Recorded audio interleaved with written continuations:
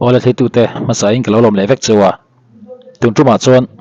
mania pu pianga mo wanal pianga a channel ron upload kha kan ron soi ve le dona kan ron ennon dona ni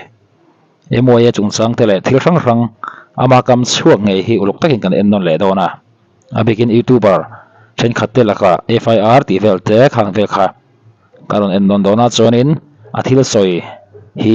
comment na lama intingi an lo soi mo intingin comment ti kha comment sang sang kha karon zero chiang le don pokani poni se video monom dona uluk takin kan en zui hal don ni zanin hian chuan thu buai or point om don ani o tuna hian FIR pon thelu don chowang chuan lo in ral ring ro association ron lut lo youtuber news lampang content bi khau khan thu buai or inom don ani o tun tuma hian FIR thelu ania cyber crime lamten an la ron zong chuak don cheu tuna hian o chu zan ina kan so in channel ming chu kan soi don chuang lova tu tunge in ni khalam ka chuan ron soi don lo mi maleng tu ma kan ron ti don lo mi mal tu ma ka ti chan kan nei ran lo chuanin kadang kan ti nong lo ka nge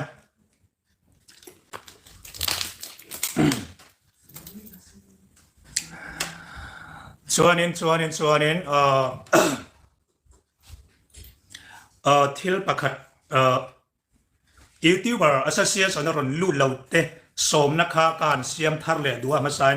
association la ron lu lo khan khongai takin association in rem chan chon ron lu sham tiu association la lu man hi cheng zanga chawani ti chuan in kai hruai na dan noya content in siamanga thil him te him lo te a moi lo te kha dan hian mi phuar ve ni ti kha kan lo soi duwa ti chuanin association na lu tur hian in channel hi in monetize to chuanin YouTuber Mizoram YouTuber association hian in ron lu the ni cheng zanga lek choin ti kha kan lo soi thar du em mai ni cheng zanga cheta akol tu poisa lam en kol tu bit an oma tiang khan khoi tu fel takin khoi tu po fel fai takin kan ding ani Mizoram YouTuber association hi thu the dak chung changa po ni se som therem kan ni in kan khia news harlam deu kan nei don ni chon Mizoram YouTuber te hi som therem kan ni ti te kha ka han soya kan soi sol pal teum chon kan how tu ten min lo ngai thiam ram se la kan chanem ngai na kan soi lo ngai ta se la kan soi ni ta se la khalai ka chu content tha deu mai news harlam deu mai Mizoram mi pui ten ne khiat atan puang chuak du puang dat puan chuat tur nei te kan om chuan Mizoram YouTuber association te hi an som thei reng ani ti te kha kanan tar lam ni se tang ka choi ngai na chi te po omanga an news azirin mo ya khan nita se ti chuan khongai takin tuna Mizoram YouTuber association na laron lut ve lo tlam takin kan soyanga chung ko chom nan le azon nan mang tak kan ni phei chuan association a hian ron lut sam teu kan lo som tak meu cheu azon nan mang kan ni ngat phei chuan association hi nen ron zom ram teu kan lo ti duani Mizoram YouTuber association kha kha ni ya pu pianga kam chuak ngei me ni ya poni se khami kha chu ange ama hi a tong hi original hi a zoi le amuan ema wang hian en tirang ani chuan tu rami hi kha thil soi comment na then khat kan en hau don ni hemi hian noi hian in Mizoram WhatsApp association MWA Mizoram Instagram association MIA te hi ading lo mo chuan lu ka du ve ni ron tia mi ti hlim dar ang reng khop mai ni poni se MWA ron ti kha chu Mizo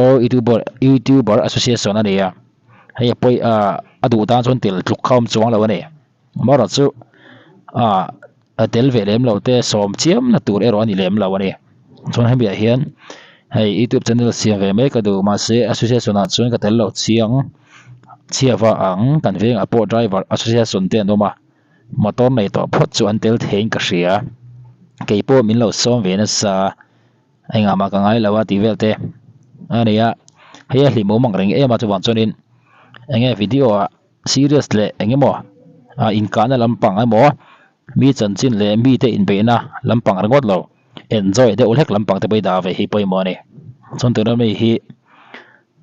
YouTuber po ini ve amoni le YouTuber pa nga ya an ngai pima pui Tuesday Nightmare ani khan biak jok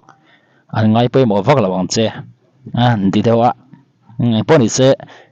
pupia nga po hian ru zau tila hei min an fiam bora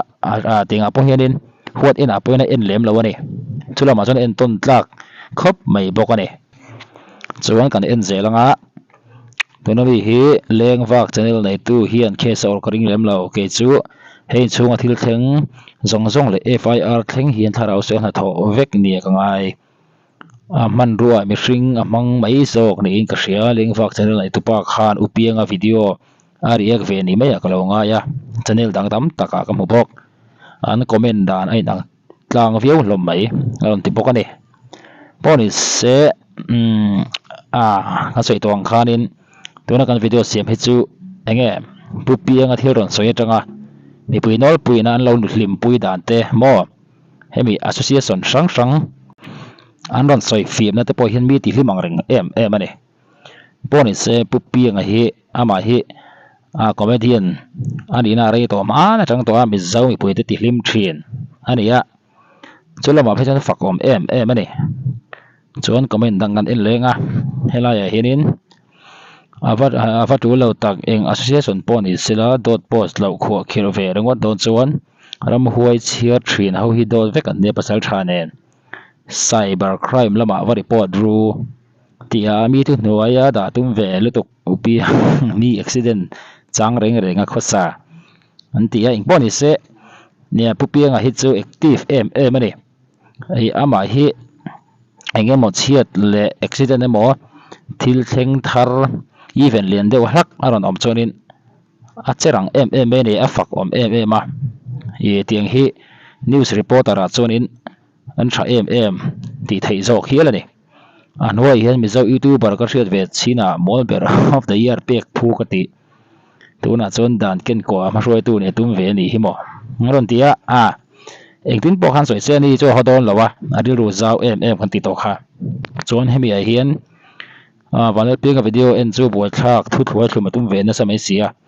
chu baka mi zo check thoka soi atum ve lu tuk na lama le soi fi atum na lama hian a soi boi zo vek zela akwal koi thui thei lu to khi hui ham ndia poni se o hela hianin atong hleka adang la hi aro ang zunga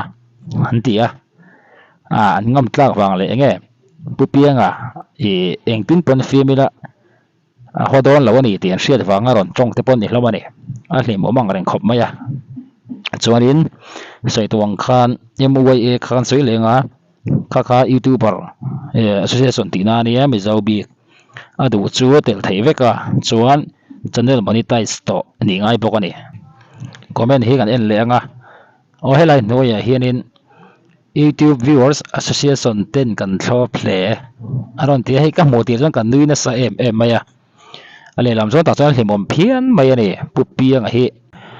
ama rim hi a common lawin enge dang lam ti hi social media che dana po henin a chiang ani